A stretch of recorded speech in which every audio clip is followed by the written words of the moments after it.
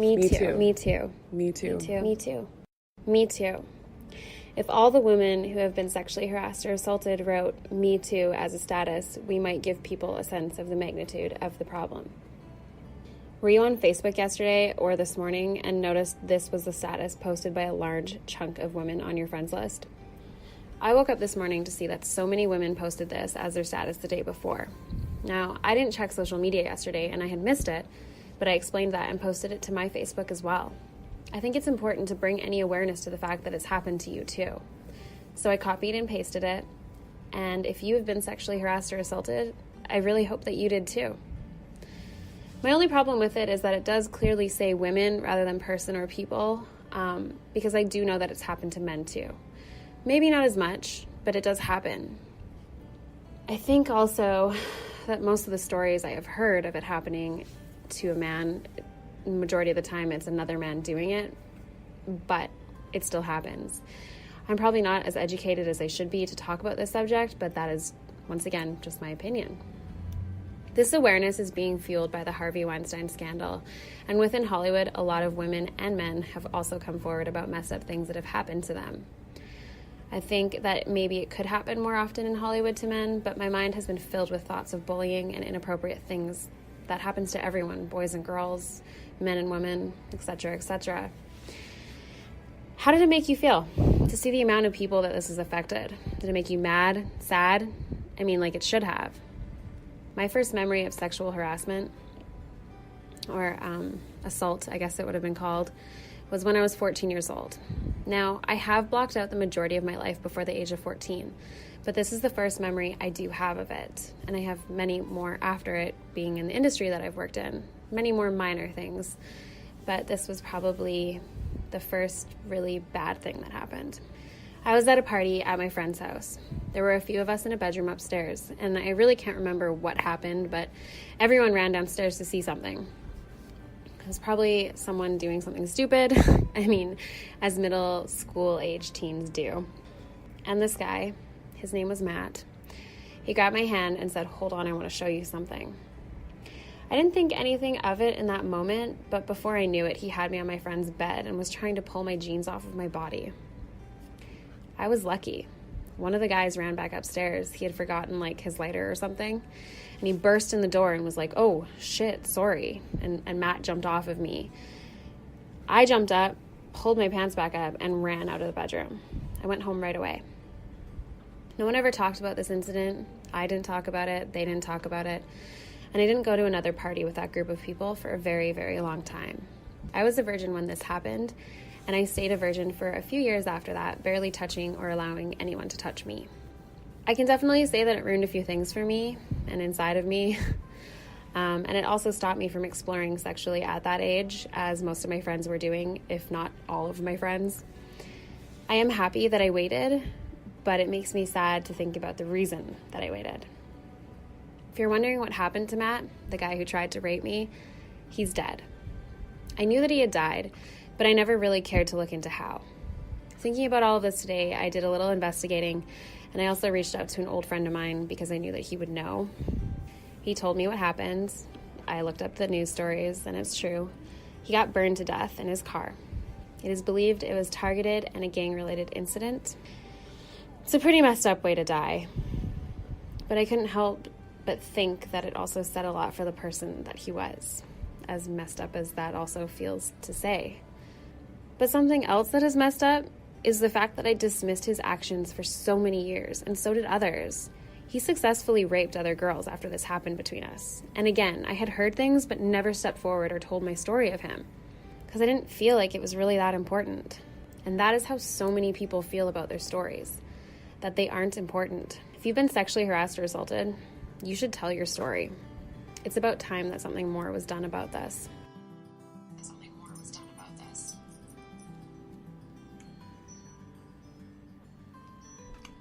That is one of many stories that have been told within the last week. Since October 15th, when Alyssa Milano tweeted this: "Me Too, suggested by a friend. If all the women who have been sexually assaulted posted Me Too as a status, we might give people a sense of the magnitude of the problem. If you've been sexually harassed or or assaulted, write "Me Too" as a reply to this tweet. Since then, there's been 68,000 replies to Milano's tweet, specifically on Twitter. By last Monday, Twitter has confirmed "Me Too" has been tweeted more than 500,000 times. More than 6 million Facebook users were talking about "Me Too," and Instagram has more than 300,000 posts associated with the hashtag, not a hat tag.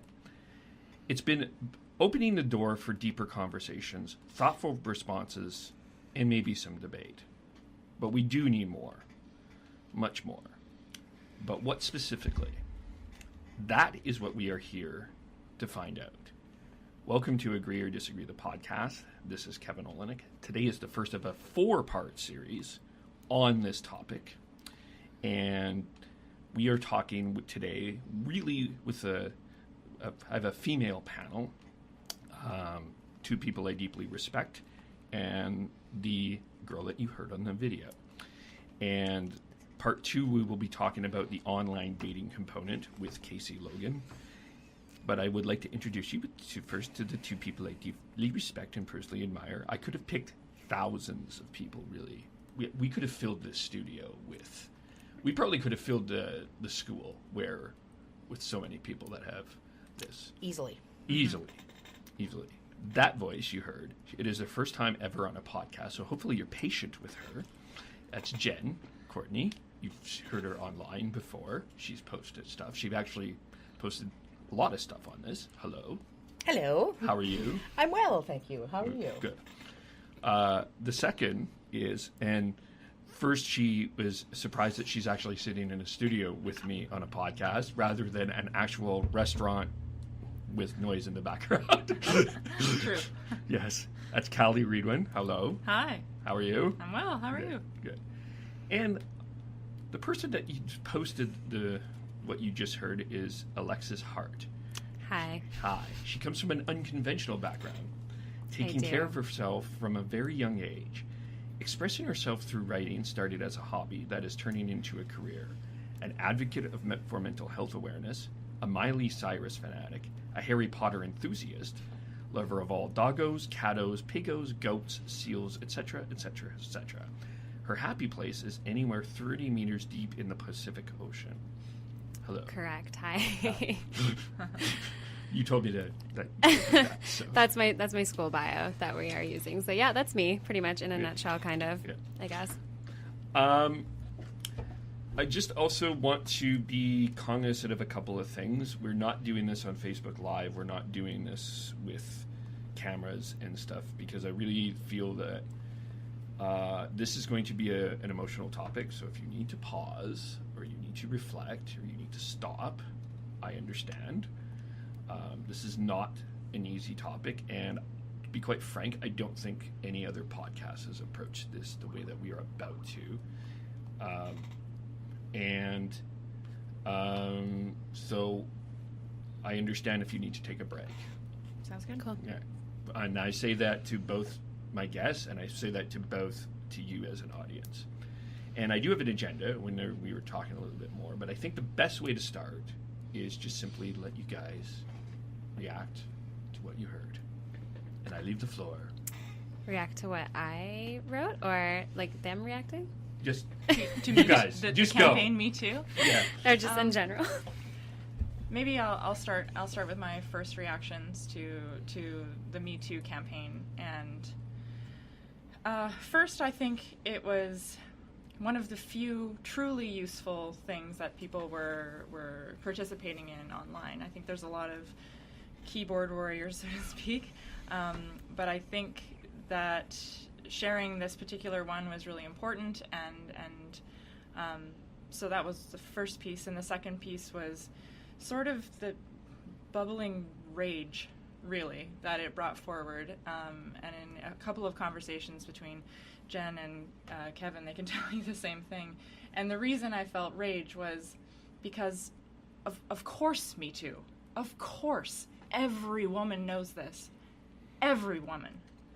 And it's just so frustrating to be like, hey, this exists in the world, when it's always been a problem, and it's frustrating that it even needs to be a topic, I guess. So the the conversations that are happening are so, so important, and I'm glad that someone captured this conversation in a hashtag, and that a hashtag is being used for a hashtag's purpose, I suppose, as a former marketer myself.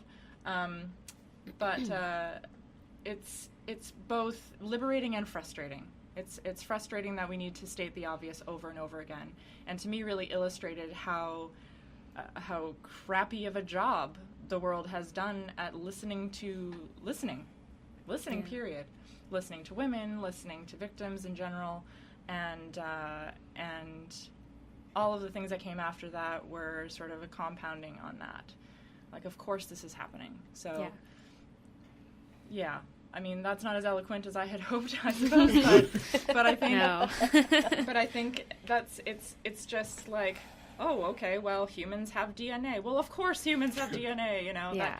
And the fact that it is so obvious and that it is so pervasive is the part that's so enraging. Like, if you're not enraged by this, then you are blissfully unaware of the problem. Living in a And being bubble. willfully ignorant. Yeah, Yeah. absolutely. Well, and sometimes not willfully. Sometimes it's just the privilege of not having had that experience. And you might hear the word male privilege in further in this conversation, but I want to point out for sure that I hope when men listen to this, they don't think, they don't have a negative association with the term male privilege. It's a statement of fact. It's, you go through this world with a different set of resources and a different approach to things because you were born into it, and it's not your fault that the world is positioned towards you and your comfort. But you do have to understand that it is not positioned for women, and you have to be aware of that context. So even if you are the nice guy and you've done all the right things and you're a decent human being and all the rest, simply acknowledging and understanding the context with which we are discussing here is, and that you live in an everyday sense, then I think we'd be a lot better off if people just accepted, well, I was born, this height, I was born male, I was born in this part of the world. You don't have any control over that, but yet you benefit from it. And what I've learned in my own exploration of systemic oppression is that privilege is the first step to acknowledging, holy crap, I'm operating with not enough information here. And that's the cue to listen to the people who do live with it. So that's my rant. That's good. Definitely. I felt like very frustrated, of course, when I first saw it too, because it is a daily thing that happens all over the world, some places more than others. Like, we probably have it quite well here in Canada. But yeah, just the frustration, definitely, because it just happens every day to like so many women that I know. I have so many stories. Mm-hmm. Like, where do you even begin? That's the Yeah, part. yeah, It's exactly. like, have you ever been sexually harassed? I'm like, what, today? Yeah, exactly. What number like would you what, like? like a couple hours ago, or Yeah, what Yeah. number Time would is you it? like? Yeah. Yeah, and my first reactions are similar too. I mean, I think when we look at the fact that it's sexual assault and sexual misconduct of any kind at any level has been so normalized in society that so many men didn't translate the obviously available statistics to actual real live women. It's a bit of social math that just didn't occur, and it is indicative of a deeply ingrained attitude towards not acknowledging how women are disenfranchised or how people are sexually violated. The other part of it that's super frustrating for me is hearing people, men and women, say, well, it's always been that way. I'm just not going to participate in it. And that's clearly not enough. Women should be able to expect basic decency from men, and right now we can't. It should not be considered just a sort of a passive problem that women are continuously sexually harassed, sexually maligned, sexually assaulted. It's not enough to say, I don't rape. Well, okay, great. You don't rape. Fantastic. But what are you actually doing to actively look at and participate in solving the problem in society? Just being a nice guy and not raping isn't enough to give you a chocolate medal at any time. There is more that you can do. And to say, well, I'm just not going to participate isn't even close to enough. There are so many things that men and women can do to re-educate both young men and young women. And sexual assault is spoken of as a passive thing. It's something that happens to women, when it actually needs to be flipped around to a more active voice where men are raping women. Women don't get raped like it's a Christmas present. It's an active choice by the predator to physically violate another human being. And we need to be really clear about the fact that that's what sexual predation is. It's not a passive process, it's an active choice. And at the same time, everybody has the option of taking an active part in solving the problem. Mm-hmm. The whole boys will be boys thing really needs to stop. Like, I get it. Like, when you're talking, like, of course guys are going to talk about how hot a girl is. Like, girls talk about that too. Like, we're like, oh my God, Channing Tatum, whatever. But that needs to stop, because when some guy is saying to his bros, like, oh, I got with this girl because she was so drunk and whatever, and they're like, yeah, like, that is such a huge problem right there. Like, right there, a guy should be like, that's not cool. Mm-hmm. Like, that's so simple thing to say. It's so simple. Just say that's not cool. To illustrate that a little further too, it's not a fair comparison to say guys say this and girls say this, because when someone who is in, like, okay, let's say a man says, hey girl, you're really hot, and I'm just complimenting you and you should appreciate that. What you have to understand is the context with which she's receiving that so-called compliment.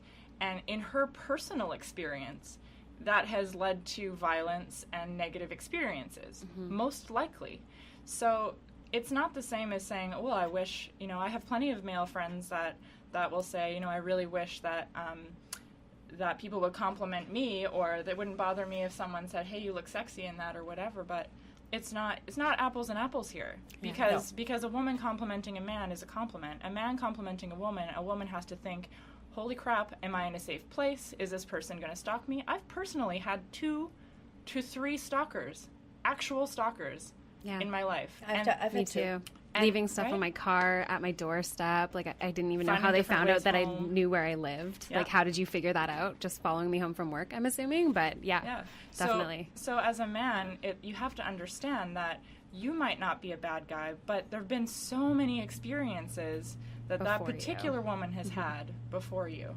And that's what you're really up against here. And to build on that, I mean, sure, you might give a woman a compliment, but giving a woman a compliment doesn't actually entitle you to anything at all, except a thank you. So if I get catcalled, thank you. Or if some guy compliments me and I say thanks very much, that doesn't mean that he can give me his phone number or ask me for mine. Like, move on, follow you around, or follow me around, or touch me in any way.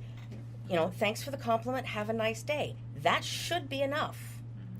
That's just basic manners.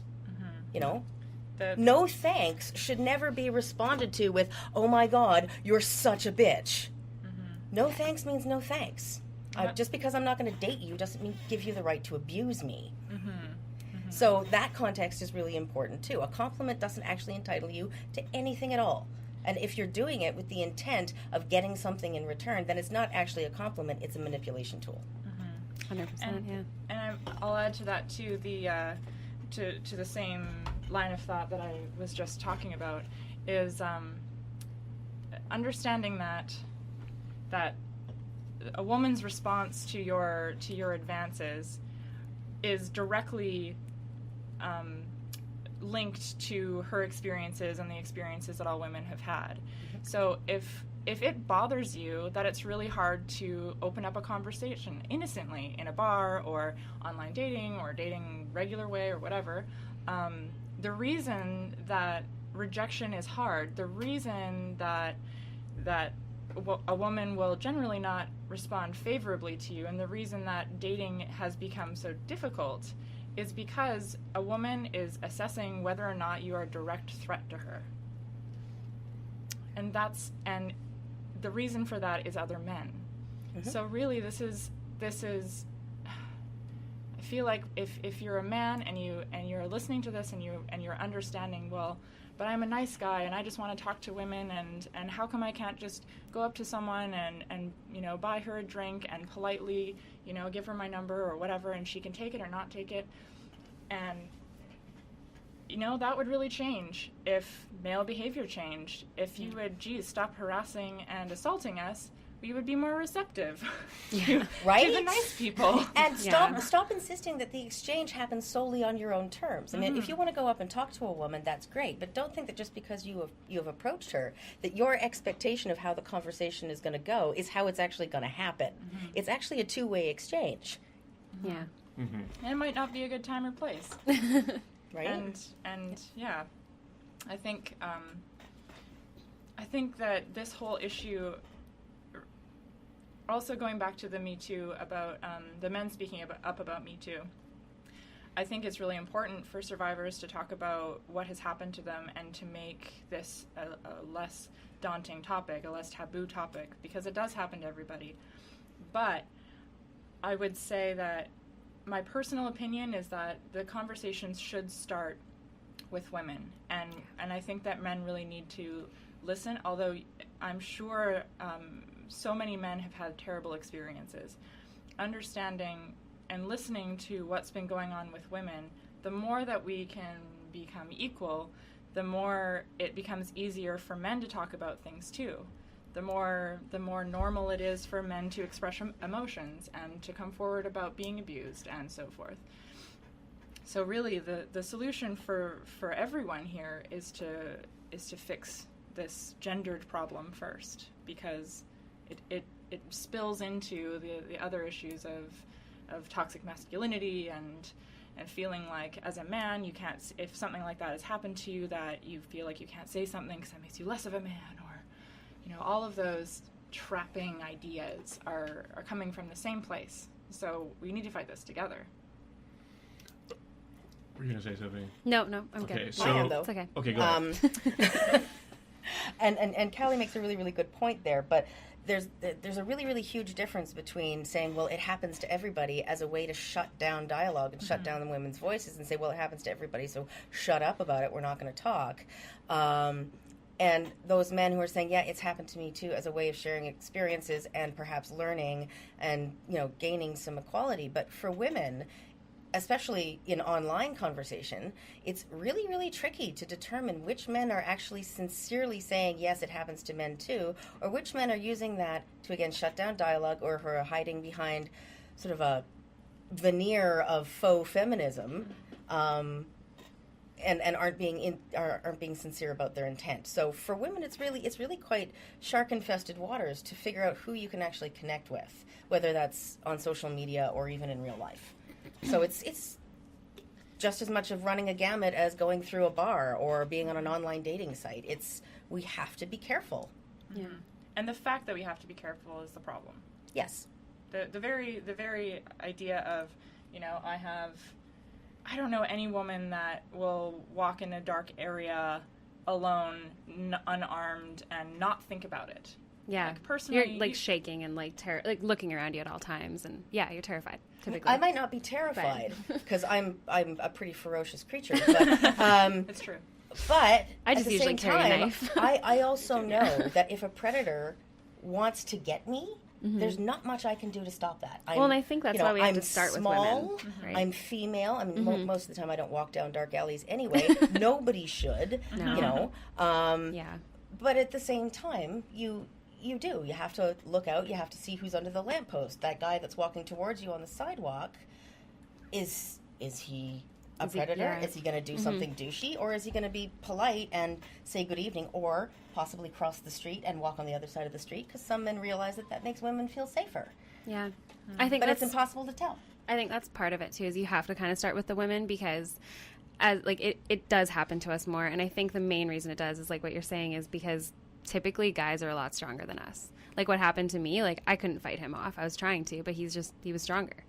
I was lucky. But I think that's why you should start with women, but also come together and connect to make it better. I think it's just super messed up that we can say, oh, I've been sexually harassed or I've been assaulted, but I was lucky. It wasn't that bad. Oh, yeah, no, I know. That's the you part feel that embarrassed kills me. to tell your story because you don't think it's important because, it didn't actually happen or whatever. Yeah. That and does it count to be catcalled? Does it count that my uncle touched me? Does it, that doesn't really count as rape, right? Yeah. The fact that it's so minimized is just Shocking mind-boggling and to me. terrible. Yeah. Like, But that's partially because we have, and I'm saying we as men have debated that and invalidated that in a lot of ways because, well, that's not that bad, really. I mean, I had someone, we talked about, because someone compared this Harvey Weinstein, because someone messaged me and said, why are you not talking about Harvey Weinstein? And I said, just because I haven't had a chance to, in a nutshell. And she was like, well, what Donald Trump did wasn't as bad as what Harvey Weinstein did. I mean, Trump said stuff, but he didn't do stuff. And that, Well, We don't know that. That's Yeah. not the same. That's the problem, though. Yeah. She's not the only one that thinks that, right? We all were like, well, that's not as bad. We have this level of as bad. Well, And it's not comparative. Assault is assault is Yeah. assault is Yeah. assault. So Yeah. yeah. If I being- stabbed you in the throat and I stabbed you in the rib, did I stab you? Right? Yes. Or do you? Or One just- were you walking with a knife in your pocket Yeah. and approaching me? Yeah. You know, that's the thing is you might not have been stabbed, you might not have whatever, but every time, to use the knife analogy, every time you see that weapon, it's going to be like, well, what's going to happen next, right? And unfortunately, simply appearing male means you're a walking weapon to women.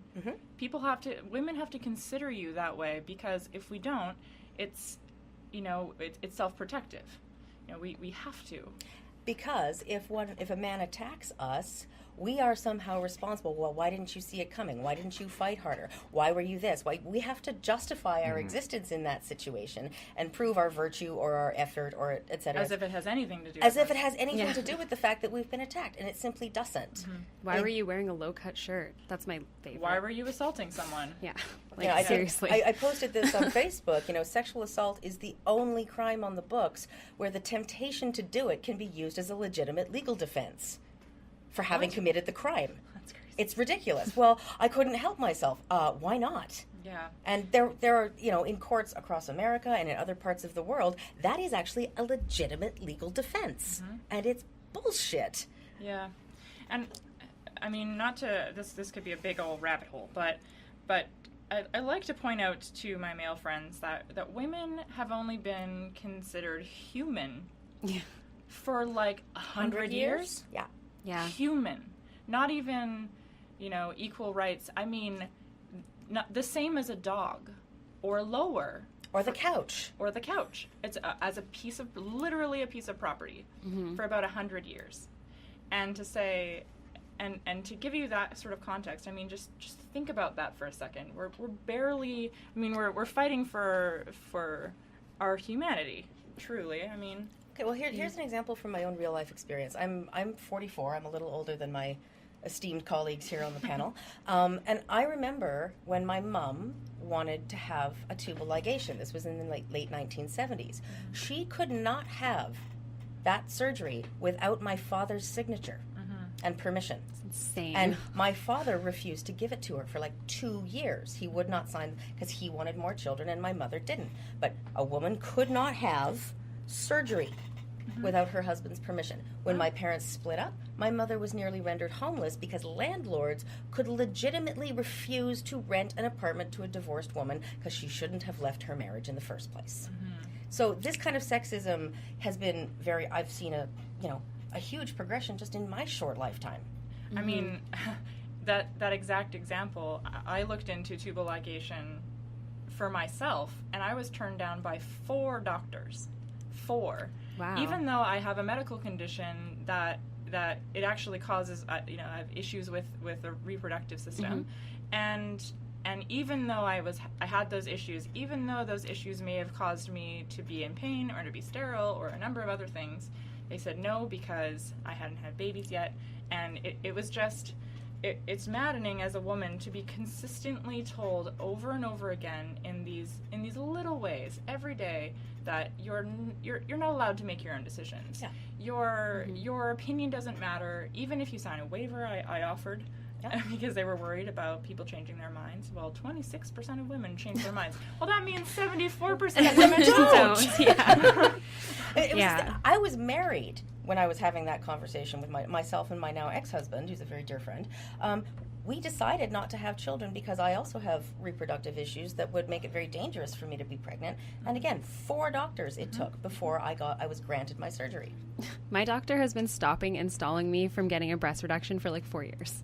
Like just That's a breast reduction. He's like, you should really wait, and like won't give me my recommendations and like all this stuff. Like I'm going to other avenues now, but I'm like, why are you trying to control that? So ultimately, like, seriously?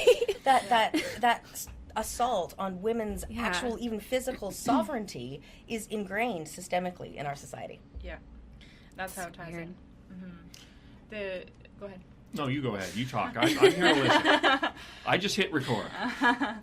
I think, maybe we can talk about some of our first experiences, or the variety of experiences. This is another thing that I have a close personal male friend who, I remember we were talking about online dating, and maybe this is a little bit more into this for one of the other episodes in the series, but he couldn't believe that none of these women will respond, and he's so nice, and he took all this time to write something direct to this, and no one's responding, and he's complaining to me, and I explained to him that as a woman, it's being on the other end of things, it's really difficult, and you get all sorts of gross pictures, you get all sorts of gross things said to you, it's super inappropriate, so it's hard to sift through literally hundreds of messages saying all sorts of things that you really don't have any interest in seeing or hearing, and he didn't believe me.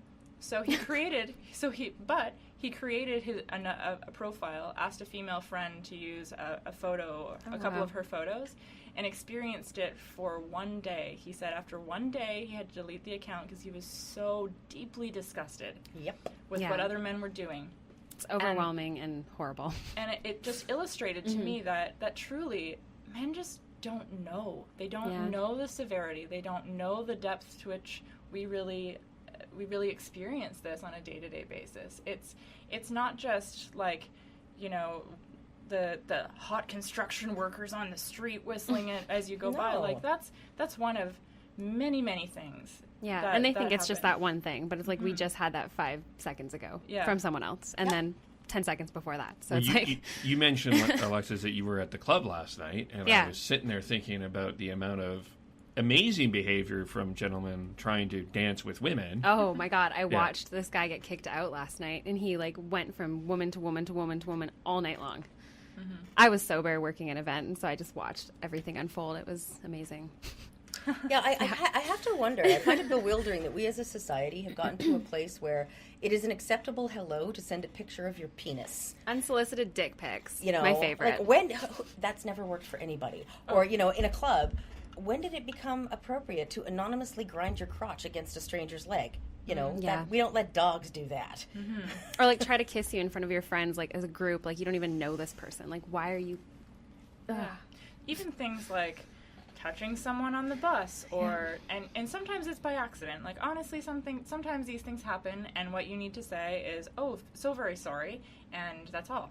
Yeah, that's all you need to do. I didn't intend that. That's all you need to do. But I think maybe I'll speak to some of the things that have happened to me in broad terms, and because I think that this will be valuable to some listeners who don't realize that those things are things that happen to women. So maybe we'll pool all of our experiences. So aside from actual like rape, that's a big obvious one, I suppose. But catcalling, I've had people following me. I've had a man walk alongside me, just creating conversation, but walked alongside me for several blocks, thinking that was okay. I've gone on a date with somebody who tried to kiss me as soon as he got there, and then when I ended the date and went to leave, and I said, and he was really giving me the creeps, so I said, no, I'm not interested, and he's like, oh, no doesn't really mean no, and I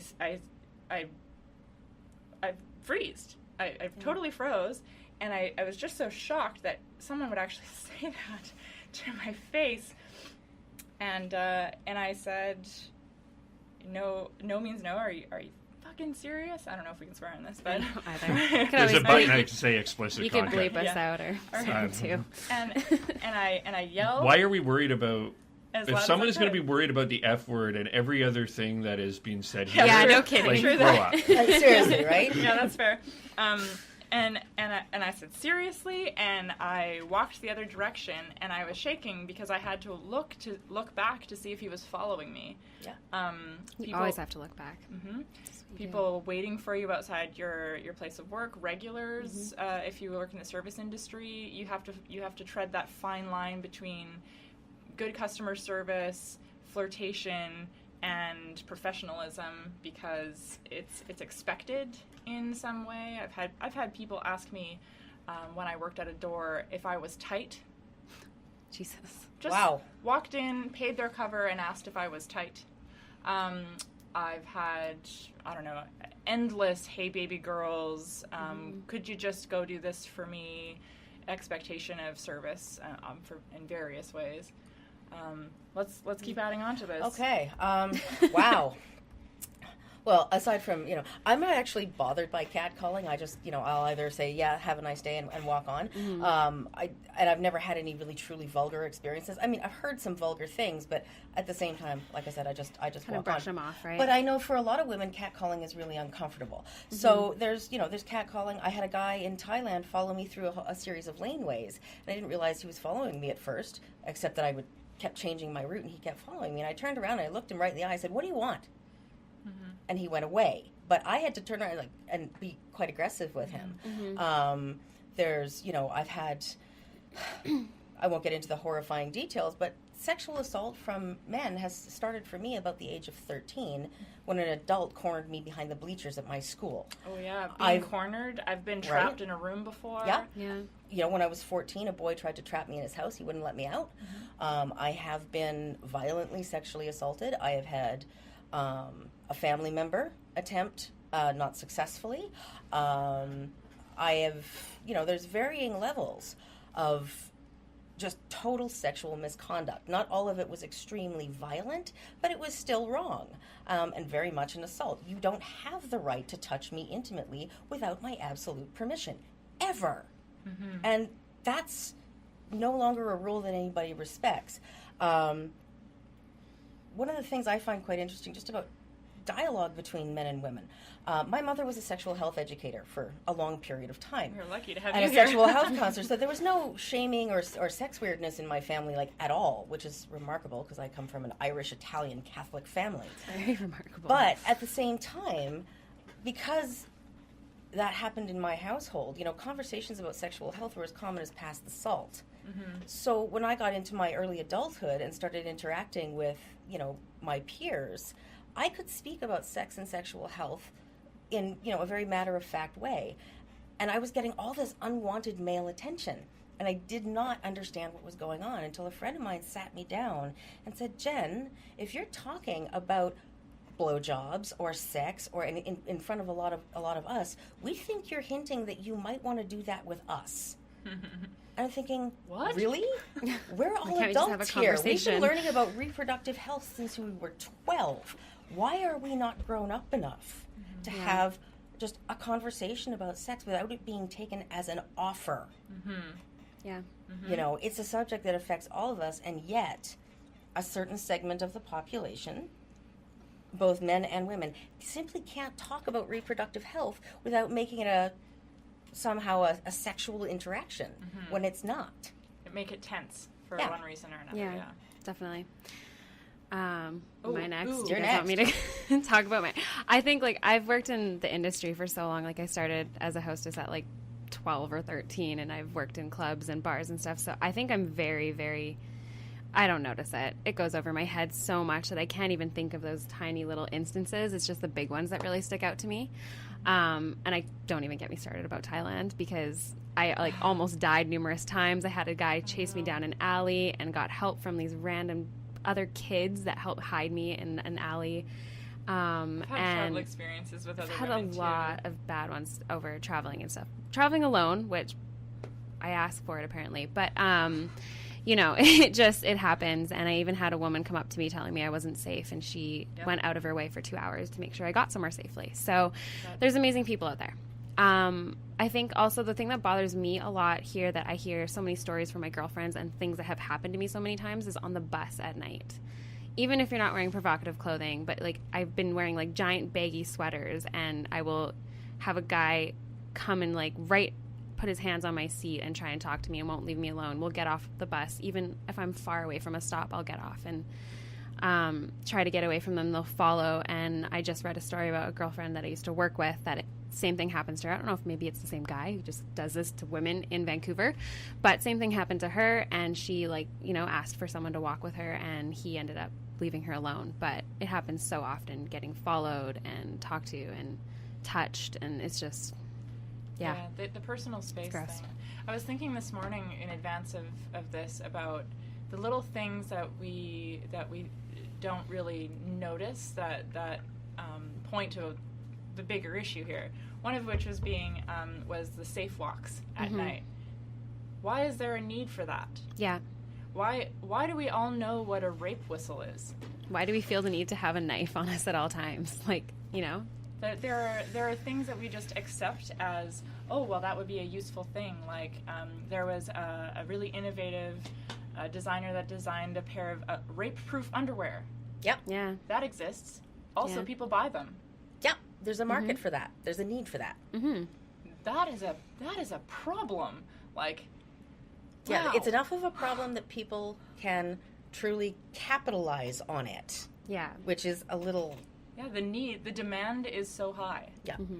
If I don't have a knife on me or something and I feel uncomfortable, like someone's following me, and if I have a lighter, that's kind of my backup, is like I sit there and I just flick it constantly so it's really hot, and if someone comes at me, my idea is I'm just going to like stick it in their face or something. Like, you have all these plans constantly because you just have to. And again, it comes down to the fundamental problem that we've reached a point where women have pretty much exhausted the number of preventative measures that we can put into day-to-day life. Mm-hmm. And it's exhausting. And it is exhausting. And it comes down to the statement is not women need to avoid rape. It's that men need to stop raping. Yeah. Again, passive voice, active voice. Mm-hmm. Men need to stop tolerating sexual assault. They need to stop teaching sexual assault. They need to, call out other men for behaving badly. Mm-hmm. In the Gentleman's Cultural Guide to Rape, that post that's going around, the guy said that he found himself feeling very, very indignant that he would have to take measures for his own safety walking down the street. And then he realized his own privilege in that remark, his own entitlement and primacy around safety. For him, that's normal. I don't have to fear anything when I go walking outside. Why would I have to? That's what women live every single day. Mm-hmm. And it's not a constant state of perilous threat. It's a constant state of being hypervigilant. Yeah. So that even the smallest threat is dealt with before it becomes a problem. Yeah, for sure. Even though its very existence is actually the problem. And I think that it's important to consider it from the other side of that, and the positive language of consent. This is something that I participated in Burning Man for the first time this year, and prior to the Burning Man proper, there was a local event called Burn in the Forest. And one of the things that I found so refreshing about being in that environment was this global understanding of consent and how it worked, and everybody knew the script, as it were. Yep, Can totally. I touch your shoulder? Do you mind if I give you a hug? Yep. Any kind of touch whatsoever, not even sexual. Part of the culture or whatever yeah. with it, Yeah, right? the burning culture is really good for that. As part of the culture, and I thought, oh God, this is so nice, because there are lots of spaces that are clothing optional and even like cozy spaces if you want, and sex positive spaces and cuddle puddles and all of these things. But these things couldn't exist without the culture of consent, and it seems so obvious. Like, you should ask another person if you're going to touch their child or their dog or their belongings. So why wouldn't you ask them to touch their shoulder or their hair or their butt or any part of their body? Anything else. And I think that enthusiastic consent is something that needs to be widely adopted and discussed, because unique to any other environment, I felt so safe there. I just thought, you don't really realize what the weight of that hypervigilance really is until you're in an environment where you don't need to be. Totally. And those environments are so few. Yeah. And as men, I think that's the one thing that I'd say. I hope that men learn the language of and start using and applying it every day in every relationship they have. Of enthusiastic consent. Ask to touch. Mm-hmm. Just ask. That's all you have to do. And don't be upset if someone says no, because they have every right to say no. Yep. They have every right to say yes, they have every right to say no, and you're not part of that equation. And your feelings about being rejected are not her problem. Quite. Not even Yeah. a little bit. Just move on and go deal with yourself.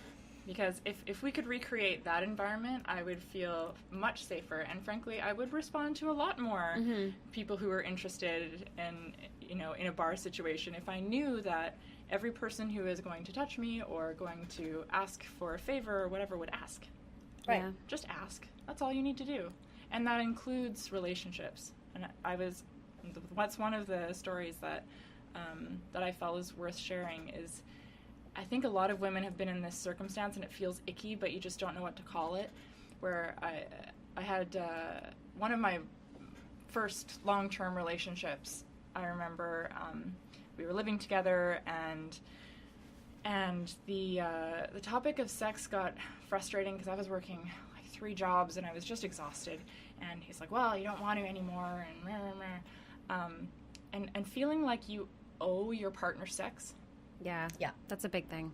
That's so normal for a woman. Is like you're counting the days, like so that he'll get mad at you or he'll blame you for his I have blue balls, babe. Like You just do it to make him happy and shut him up. That's totally part of the equation here. Definitely. It's not just people attacking people on the street. It's your boyfriend or girlfriend. You know, it's the people you know at the party. everywhere. And I've actually heard men say similar things, that they've been made to feel somehow abnormal because they have, high libidos or a great lust for their partner. And it may be that those people are sexually mismatched. But ultimately, you don't owe even your partner sex. And I'm going to bring this back to a broader legal context for a second.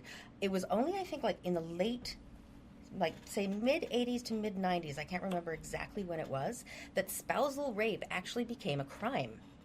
There is sorry to interrupt, Yeah, go but ahead. this is important to know this because there is a story of a man in Ottawa that did not realize that he thought he was married and he thought that he could have sex with his wife all the time. And when was this? Friday. Right. Exactly. Yeah. Yeah. It's People still really going on. They really do think that. Yep. And that's a problem. It's a problem. Right. And I mean, it used to be that a husband could refuse to grant his wife a divorce. So she would have to stay married to this person.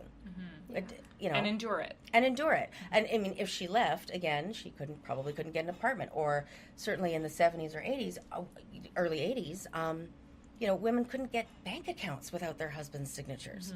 There was so crazy a for me to landmark think case about. actually in Alberta, I believe it was in 1983, where a woman came into the marriage with significant assets. And when the marriage split up, the husband was going to take all of the assets, and she fought for her right to keep her assets and to be compensated for the work that she did in terms of, on their farm and improving their farm, et cetera, et cetera. That was a landmark case in Canada in the early 80s. Yeah. This isn't far away. It's not that This far was- away. This was Friday. And this was Friday. Yeah. The fact that there are men in the world who do believe that the marriage certificate gives them the right to sex whenever they want is obviously Big part of the problem. fundamentally flawed. Well, it goes deeper too because it's not even. It's almost like the men are entitled to sex. Period. Yeah. Right. Yeah. Like, Because the woman is a because- chattel like the couch. Yeah, my name is Kevin. Hi, nice to meet you. We should now be having sex. Right. Yeah. Whenever I want. Yeah. Yeah, whenever it's convenient for me. Yeah. And I think, I mean, I've made the decision to concede, and I want to have sex tonight. Well, I don't. Well, it doesn't.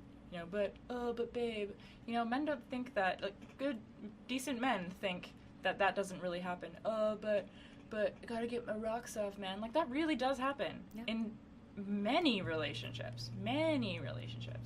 And yes, that is problematic, if you're wondering.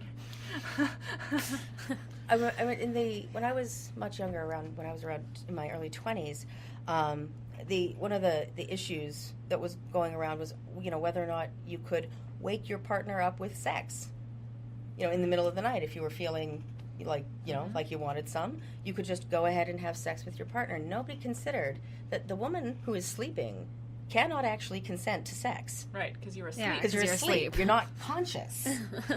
I can't imagine that having sex with an unconscious person or a sleeping person is really all that hot, but it's the fundamental entitlement to another person's body that's wrong. No, that's good. You got that. That's good. There's just a lot of nodding. I think this podcast might sound kind of all over the place, and I think that's also illustrative. It's like women, it's just so much. It infiltrates everything in our lives, and it's hard to really stay on topic because it's like, oh, I want to bring up this, oh, I want to bring up that, oh, I didn't really quite say that all of what I wanted to say about this topic. It's just this. If you speak to any woman in your life and ask earnestly and just listen, they will have many, many stories. And if they don't, they're lying to themselves, frankly. Yeah. Or they've blocked it out, or they've it's so pervasive that they've minimized that experience, so they personally don't think it's worth mentioning. Or for whatever reason, it's just well without outside of their comfort zone to even say anything at all. That's true. Yeah, that happens too. Yeah. Well, let's drive a couple of things. And I when I did plan this, I expected this because this is the first time we've talked about it. Right. Like, in terms of, I don't know anyone else I'm not bragging. This is not bragging, but I don't know anyone else that's doing this. So I think we're opening a can of worms that has to be opened. Mm-hmm. So I think we're peering into the can of worms that's always been open. Or that. Starting to pull them out a little bit. It's like, oh, look, they're squirming around in there. Or that whatever illustration you want to use. This is uncomfortable. Yeah.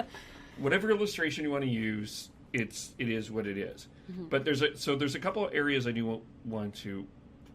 I think we need to go further into the idea of what we talked about, more about the relationship within, like, oh, I'm in a relationship, so you and I are in a relationship, so there's possibly nothing that I could do that could be completely offensive. Right. The idea that if you're my partner, then therefore you can't assault me. Yeah. Right. That. Go ahead, Jen. Okay. I'm sure most, you might not have, but everybody in the room has seen the tea thing about consent. Yes. Mm-hmm. Have you seen it? I don't think I have, okay. actually. It's a little video. Look it up on YouTube. That compares consent to offering somebody a cup of tea. Okay. And one of the things that they say is that just because that person wanted tea the last time they were there doesn't mean that they want tea this time. Yeah, that makes sense. And, you wouldn't force somebody to drink a cup of tea when they don't want to. You wouldn't pour tea down an unconscious person's throat. Right.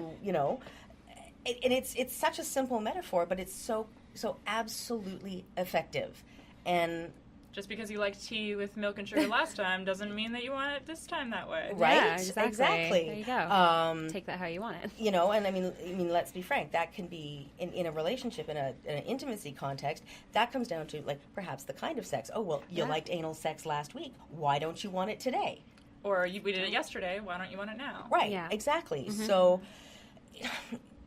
it fundamentally ignores the other person in the relationship, and it comes back to what I was saying much earlier in the podcast about even exchanges happening solely on men's terms. That didn't happen the way I expected it to. Right, because you didn't consider that the other person is autonomous and might have a different set of responses than what you rehearsed in your head.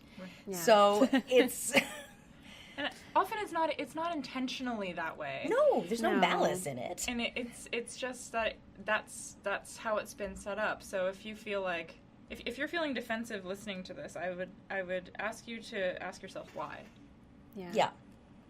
Because the consent thing is the other part I wanted to make sure that we hit on was if okay, I'm being served tea and I agreed to it, I can stop drinking that tea at any time. Anytime, And put the cup down. Put the cup Totally. down.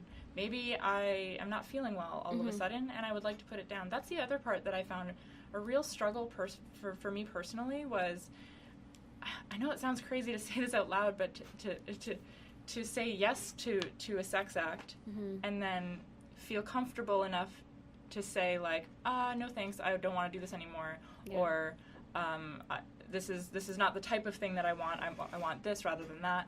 It turns out I actually don't like this, so can we respect the fact that I want to stop? Yeah, exactly. Just like the fear of what will happen if I change my mind. Yeah, right. And that was another thing that it took me a while to grasp. Like, if I said yes, then it means I'm committing to it, and whatever happens, I guess. Yeah. And that's not quite right either. Right, and to bring it back to the tea metaphor for a second, you wouldn't force somebody who has put their tea down to finish that cup of tea for your own satisfaction. So why would you force somebody to continue a sexual act for your satisfaction that they're not interested in continuing? Like, how is that in any way hot or satisfying? For sure. There's something fundamentally wrong with somebody who really enjoys something with somebody that isn't actually enjoying it. Yeah. It's supposed to be a mutual exchange. Like, if you're dating each other, of course, hopefully you want to have sex. Like, Sure. you know, hopefully you're sexually attracted to each other, and that's what. And if you're not, well, then, like you said, you're probably not sexually compatible, and you should figure that out. But it doesn't mean that you're going to want to do it all the time in the same way. Like, just respect it. And just to have the conversation about it. And it seems so obvious to say that, but I think as a woman, you don't quite grasp even how you've internalized it for yourself. Or at least I'm speaking from my own experience. I didn't really realize how much I internalized the I owe something. And it's still something, frankly, although clearly I'm on this podcast, so I'm very open about the topic, and I discuss these things with my partner all the time. There's still those moments where I catch myself like, oh, well, it's been X number of days. Oh, totally. I feel that all the time. And you're like, oh, you're having that conversation with yourself of, oh, nothing is owed. I can say no, or I'm going through, for me personally, it was I've grieved the loss of a family member recently, and that made things difficult. And for a hot second, I felt guilty that I wasn't being affectionate enough with my partner. But that is my choice, and it always should be the choice, a discussion and a choice. Right. Enthusiastic consent. And I mean, as somebody with a particularly high libido, I have had partners who had lower libidos than mine, and I will absolutely admit that I have, at times, felt a little indignant and taken it personally when my partner didn't want to engage in sex with me. And as I've gotten older, I've realized that, I was just sexually mismatched with those people. But there's also a thing in society whereby women who are, confidently sexual or have high libidos are often shamed for it. Absolutely. Slut shaming. Yay. Damned if you do, damned if you don't. Exactly. If you don't, you're a prude. If you do, you're a slut. Yeah. That was covered in the Breakfast Club in the early 80s. Like, aren't we past this, guys? Yeah, right? Exactly. The 80s. Yeah. We should probably need to get on that one too. Slut shaming. Actually. That's the whole podcast that series. would be Okay, fine. Could go on forever about That could go on. The one thing I do want to talk about as well is, and I remember this, the first guest that I heard here at the school, we're recording right now at Van Arts, hi Smitty, was Jody Vance. And you may know who Jody Vance is. She was a longtime anchor at TSN. She's now at Roundhouse Radio. She's been at CKNW. I find her to be a fine human being. But the thing that she said that really struck me is, and she talked to the women in the room, and she said, the moment for you having photos of you drinking, we're getting into this industry, is over. Yeah. And it was interesting that she said that to the women, not the men, first of all. And it really prevailed to me as well, because one of the words that has been ringing in my head is, with this Harvey Weinstein conversation, is, well, that's just Harvey. And how many times have I heard or said, well, that's just... The boys will be boys thing. And boys will be boys. And Exactly. he doesn't mean anything. No, he's harmless. I've heard that so many times. Oh, he's like that, but he's harmless. Yeah. Thanks. Or that's helpful. even I saw this in school as well. There was one particular guy that would always be touching the girls and rubbing their shoulders, and I'm like, that's not right. Is this right? No, this isn't right. I can't. If it doesn't seem right, it isn't. It isn't. Mm-hmm. So the point of being, and it gets into the workplace because there's a whole other podcast that we can do about why women are not being the same paid as men. That's another podcast in and of itself that we can do, and specifically in this industry, and the lack of voices, female voices in this industry right now. But the whole idea around the workplace of some of the innuendo, shaming, slut shaming, we can use that word, and entitlement that has gone around. Can we talk about that? And sure, like our experiences of harassment in the workplace? Yeah, or can we unpack that in some way, shape, or form? I don't know if I have a particular question, but I feel like it's something in this can that we're staring at. One of the worms is this one. Yeah, I think, man, that's challenging because there's the position of being in the shoes of someone who relies on that job or that contract or that relationship with that coworker to pay their bills and to feed their kids and to make sure that they survive. I mean, it is a powerful position to be in when you're the. I'm explaining basically sexual harassment in the workplace is bad, and of course it is. But I mean the reason that women often don't speak up is multifactorial. But in the workplace, it's extra difficult to navigate because it could mean that you lose a job. And while that's on one hand, it's like, well, you don't want a job that treats you like that anyway. That's a really privileged thing to say because you don't know how hard it is to find a job for that particular person, or if that's exactly the flexibility they need, or maybe it's their dream job and they just have a really terrible manager. There's so many factors. I mean, there are so many factors at play there. There's so much of a power play that I think that addressing this stuff in the workplace is very dangerous for women economically. And I guess that's all I have to say about that particular thing at the moment. But that's what comes to mind for me. Yeah. I'll speak to that briefly from my own experience. I'm a paralegal. I work in the legal industry, which of course contains a lot of high-powered A-type personalities, both men and women. And certainly in my 20-some-odd years in the industry, I have encountered a lot of very entitled, powerful men who have behaved badly. The one experience that comes to mind specifically, and again, because I'm ferocious and outspoken, I haven't really been treated all that badly, because I'll bark and I will do something about it. But I was working in a law firm that was shared. It was a space that was shared with 3 sole practitioners, and I worked for one of them. And the other one, nice guy, for sure, but had a reputation for being a little over-friendly with the female staff. And I remember standing by the door, and I was about to leave, and he was standing there, and he was just kind of regarding me for just a little too long. And I looked at him, and I said, can I help you? And he says, no, I'm just looking. And I looked at him, I said, at what? And he just backed right off. And the next day I went into my boss's office, and I said, I need to talk to you. And I told him what had happened, and fortunately, and it's odd that I have to say fortunately, but my boss said to me, do you want me to do anything about it right now? And I said, no, but if it happens again, I expect you to have my back. Mm-hmm. And it was a conscious choice for me to say, no, I don't want you to do anything about it, because I dealt with it. Mm-hmm. He was looking at me in the wrong way, and there was an exchange. I was like, no, and he desisted. But had he done it again, I would have marched him right into that office and called him to the floor in front of my boss. Not every woman in the world feels empowered enough to do that. Yeah. In any workplace. I think a lot of women don't. Yeah.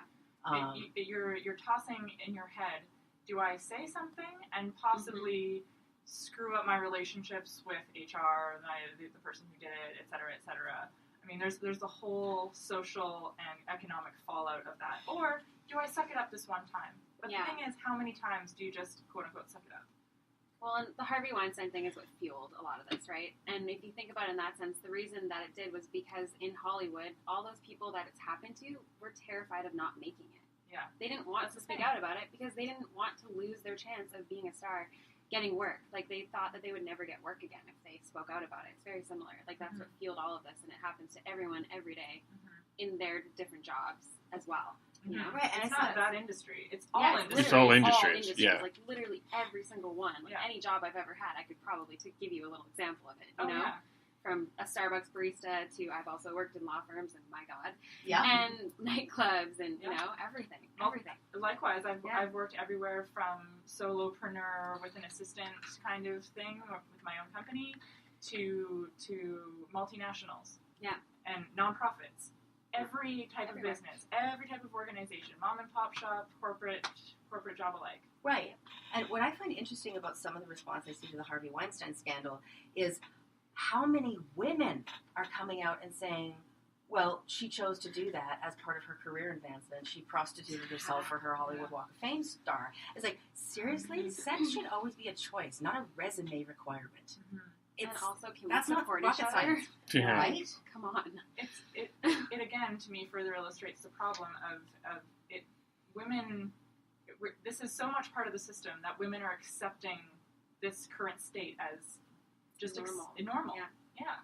And to any woman who is, you know, to say that she's not a feminist, like, doesn't make any sense to me. Like, oh, so you don't consider yourself a person? Yeah, exactly. I don't. Are you a coach? I get so frustrated when I see women say, I don't need feminism. It's like, okay, you have enough privilege that you think you don't need feminism. You do. You just don't realize it. But for the love of God, use your feminism to help a disenfranchised woman. Don't just go, I don't need that. I'm not participating. Not good enough. Not good enough. For the love of the world, we all need feminism. Every single one. Like, every single one of us.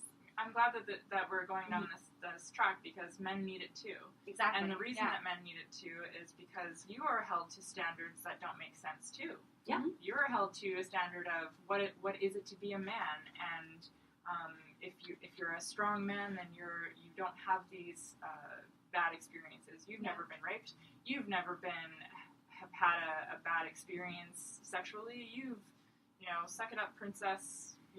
What are all the other crappy things that men are told? Your emotions don't matter, or that you can't be emotional about things, or all of those things come from. Or emotion is presumed a sexual preference. Sure. Yeah. Right. I've had a couple of men say to me privately, or tell me their own stories of having women come up and just grab their genitals, and there is an echoed feeling of shame and humiliation, and I don't know what to do, especially for men too, because if they retaliate in any way, wow, that's a whole other big can of vicious Dune style sandworms. Yeah. Men don't feel like they can come out and be upset about that. No. A quick grab to their crotch. They think that, like, if they told another guy that, he'd probably be like, dude, that's sick. Yeah. Yeah, high five. You should be happy about it. Yeah. The assumption that all men are walking around wanting random women to fondle their genitals is equally as ridiculous. Yeah, it's not true. There are men out there who do not want this too. Lots, actually. Yeah. They're just like, Well, why are you touching me? Speak out, please. Well, it's even, and I'm not gay, but one of the things that I'm learning is if you're a gay man, to illustrate this male feminism thing, and even read some of Mike Morrison's stuff, just, I don't always read it, but when I read it, it's some of the things that gay men go through we don't talk about enough. Nope. Sure. Because the whole, But they still have the benefit of being men, so therefore are much safer in those. So They are, yeah, sure, but I agree with you, but there's also you're an actor. Obviously, you're pussy and sissy and, all of these negative ideas about what you should or should not be. Right. Yeah. There's an emasculation about male creativity that is just a bit silly. Yeah. I also know of one man who is gay and was sexually assaulted by a woman who was trying to fix him. And as a result of this, which he could obviously considered rape, he was drunk. She took gross advantage, didn't get consent, and she became pregnant. Oh my god. Oh my god. And then she came after him for child support. Oh, the worst. And she was granted child support, despite the fact that he said that she had sexually assaulted him. He wasn't believed, and he That's wrong on so many. and now he's from what I understand, it's not somebody I know. It's a friend of a friend, but I've actually spoken with him online, and I did speak with him privately. We're just not friends. He has left the United States and come to Canada because of this. I mean, if he goes back to the States, he'll probably be, nabbed and slapped with a huge back child support issue. But this is a man who is being forced to support a child that is a product of rape. Mm-hmm. Now that's one extreme example, but That it's a gay man, straight woman tried to fix him. There are consequences to him too. So the parts where it's difficult to come forward and the court's believing him and all of those things are directly related to feminism. Mm-hmm. Yeah. Because if we are truly treating people equally, there will be no sides. It will just be evidence. Precisely. And it doesn't work that way. Therefore, we know that it's a systemic issue. Yeah. That affects everybody. And we never got into the religious aspect of this, which is a huge part of this, with the Catholic Church, with... We can go on and on. Again, It's that would further probably be exercising another power. entire Yeah. thing. Yeah. I mean, it's strange we hear a lot from Franklin Graham, John Piper, and all of these guys about homosexuality. I haven't heard a peep of from them about Me Too. Nothing. Nothing. That's actually the thing that I think we started out this thing with what was your first reaction to Me Too, is honestly the deafening silence from men. Yeah. Just silence. And not, I hear you, I'm listening, but just, I don't have to respond because this doesn't really affect me. That is the pinnacle of male privilege. And if you're unaware, or if it doesn't change or affect your life in any direct way to respond to this, then you are benefiting from privilege. Yeah, absolutely. Well, this is a good way to end this off. So I'm going to leave this ask you guys with two thoughts. So the first one is, the question is to the audience in general, what would you want to leave them with your final thought on? And the second part of this is part 2, 3, I don't know anymore. But when we talk to the men, what would be one question that you would want us to cover in the conversation?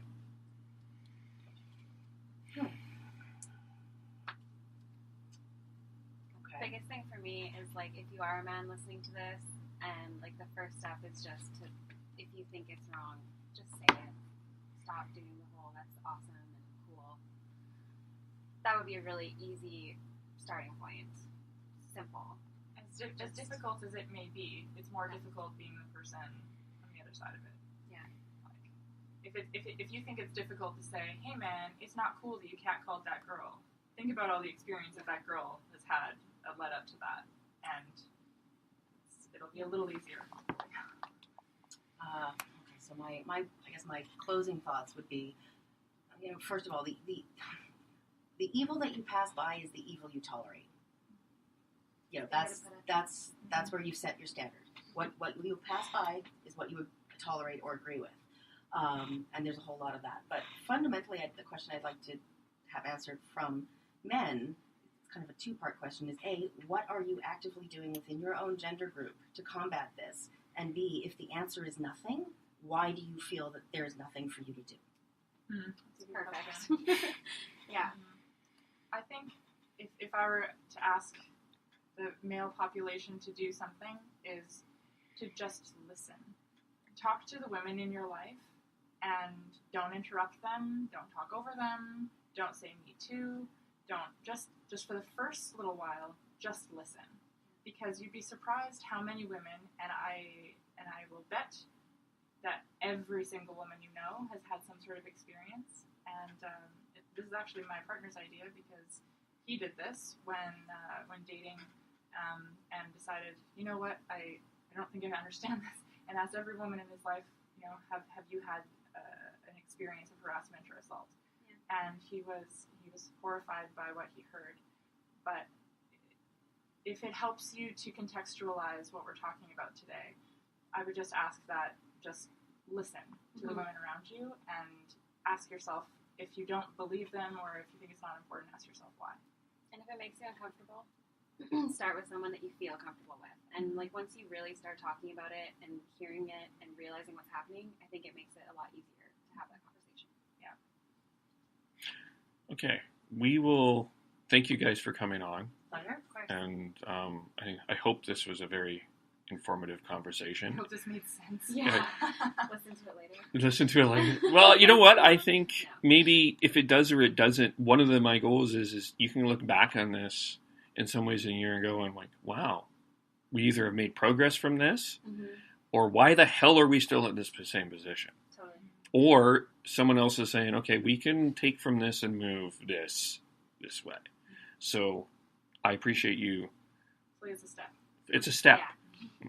So as I mentioned, we are going to do a series with men, and I'm going to close this off with one of the guests that are going to be part of it. His name is Curtis Heron, CEO Pilot. That's how he posted a Facebook Live, and I'm going to close it with what he's had to say, and that will lead us into our next conversation when we talk about men. However, we are going to interview Casey Logan about online dating, which I think is a huge part of this. So I'm going to call that the men part 2 and online dating 1.5, I think would be the best way. So we will talk to you all soon. You know where to follow me, KVOLE, subscribe to the podcast, subscribe on YouTube, SoundCloud, etc. Thanks for listening. Hey everybody, Curtis here. Hey, it's been, 5 days, Sunday, Monday, Tuesday, Wednesday, call it 5 days, since the maelstrom of the Me Too thing went viral on social media. And, I just want to talk to you about the absolute imperative nature it is that we keep that conversation going. Don't let it become a trend that just sort of whiffles in the wind. This is a really important topic because, I don't know, I have a lot of friends who are women, and I have to say that I am appalled and amazed both at some of the stories that some of them have shared with me. And I really, really, really, really want all of us men to stand up, look at ourselves with absolute full integrity, full honesty, and really be truly authentic as to whether or not we are really living an unconditional man, or living as an unconditional man.